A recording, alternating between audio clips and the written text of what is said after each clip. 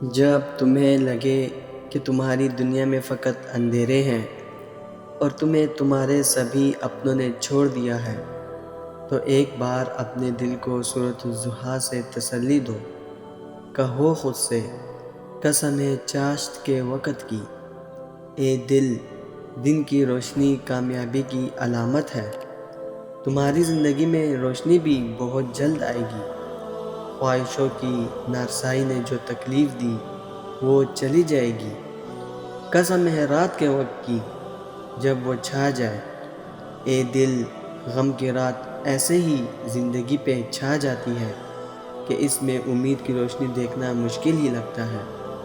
سسکیوں کی آواز اور اذیتوں کی زیادتی ایسے ہی ہر خوشی نصیب سے دور جاتی نظر آتی ہے، مگر پھر بھی یاد رکھنا کہ نہ تو تیرے رب نے تجھے چھوڑا ہے اور نہ وہ بیزار ہو گیا ہے۔ اے دل، جب لگے کہ ساری دنیا نے تمہیں چھوڑ دیا ہے، تو بھی یاد رکھنا کہ دنیا کے مالک نے تجھے نہیں چھوڑا۔ وہ آج بھی تیرے ساتھ ہے، وہ آج بھی تجھے ہی محبت سے تکتا ہے، وہ آج بھی تجھے سمیٹے ہوئے ہے۔ اس نے آج بھی اپنی رحمت کا ہاتھ تمہارے سر سے نہیں کھینچا، اور تمہاری بعد میں آنے والی زندگی تمہاری پہلے والی زندگی سے بہتر ہوگی۔ اے دل، جو جا چکے ہیں ان کو جانے دو۔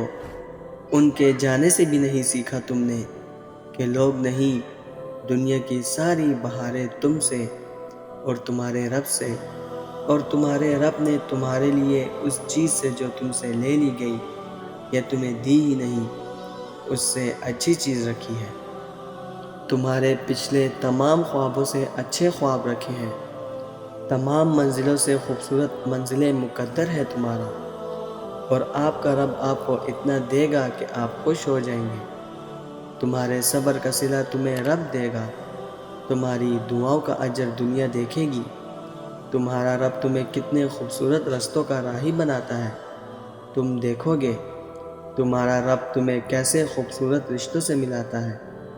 وہ رستے، وہ لوگ، وہ انعام جسے پا کے تم دل سے مسکراؤ گے۔ میں کیا لکھوں اس کی محبت کے بارے میں۔ وہ الوہاب، وہ الجبار، وہ الرحمن، وہ الرزاق، وہ الرحیم، وہ الخالق، ایسے بہت سے نام ہیں جن میں وہ بے حد خوبصورت دکھتا ہے۔ وہ قادر ہے دل کو بے ترتیب کرنے میں، اور وہ اسے اپنی جگہ پر بھی لا سکتا ہے۔ وہ زندگی کو ایک ہی سمت میں چلا سکتا ہے، اور چاہے تو وقت کو گھما پھرا سکتا ہے۔ تمہیں سب دے کر مطمئن کر سکتا ہے، اور مقدر کی آس میں بھی پھنسا سکتا ہے۔ چاروں طرف اندھیرا ہی اندھیرا تمہارے ہاتھ میں آفتاب تھما سکتا ہے۔ وہ بغیر آگ کے اگر چراغ چلا سکتا ہے، تو بغیر ہوا کے بجھا بھی سکتا ہے۔ جو چھین لیا ہے اس نے تم سے، وہ تمہیں وہی واپس بھی لوٹا سکتا ہے۔ صبر کا مطلب یہ نہیں کہ آپ رو نہیں سکتے۔ صبر کے لیے ہر وقت مضبوط رہنا ضروری نہیں۔ ہم سب انسان ہیں، اور اگر ہم میں اتنا زیادہ صبر کرنے کی صلاحیت ہوتی تو اللہ پاک کبھی بھی آنسو نہ بناتا۔ اور آپ جانتے ہیں کہ باقی سبھی مقامات ایک طرف ہیں، لیکن آنسوؤں کا اللہ پاک کے ہاں مقام سب سے افضل ہے۔ جو آنسو اس کی دہلیز پر بہا دیے جاتے ہیں، وہ انہیں اپنے پاس سنبھال کر رکھتا ہے، اور ایک ایک آنسو کا صلہ دگنا کر کے عطا کرتا ہے۔ کہاں وہ اس کی تخلیق کردہ وسیع و عریض سمندر ہے، مگر اس کی محبت انسان کے ایک آنسو پہ تمام ہے۔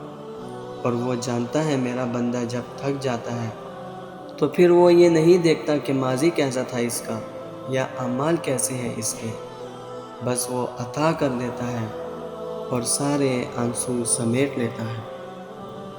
دوستو، میں امید کرتا ہوں اس ویڈیو نے آپ کو فائدہ ضرور پہنچایا ہوگا اور آپ کے دل کو سکون ضرور ملا ہوگا۔ ویڈیو اگر پسند آئی ہو تو ویڈیو کو لائک کر کے اپنے دوستوں کے ساتھ شیئر ضرور کر دیجئے گا، اور اگر ہمارے چینل پر نئے آئے ہیں تو چینل کو سبسکرائب کرنا مت بھولیے گا۔ انشاءاللہ ملتے ہیں اگلی ویڈیو میں۔ اپنا بہت خیال رکھیے گا۔ اللہ حافظ۔